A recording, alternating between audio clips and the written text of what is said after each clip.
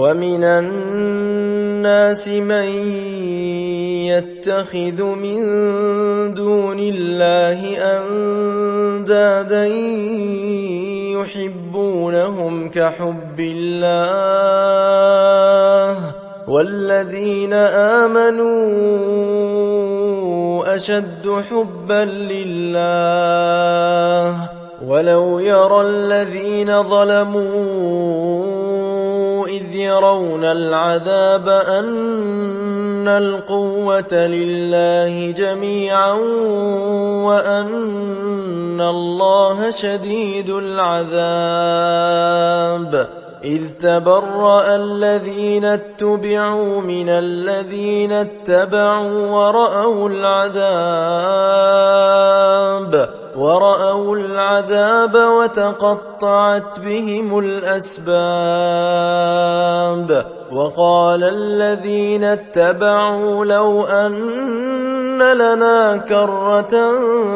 فنتبرأ منهم كما تبرأوا منا كذلك يريهم الله أعمالهم حسرات عليهم وما هم بخارجين من النار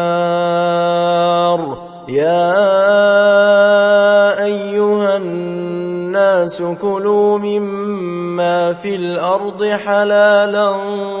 طيبا ولا تتبعوا خطوات الشيطان إنه لكم عدو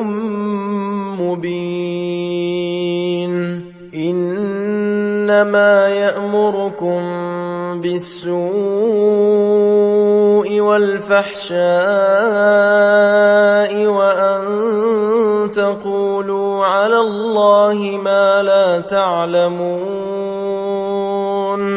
وإذا قيل لهم اتبعوا ما أنزل الله قالوا بل نتبع ما ألفينا عليه آباءنا أولو كان آباؤهم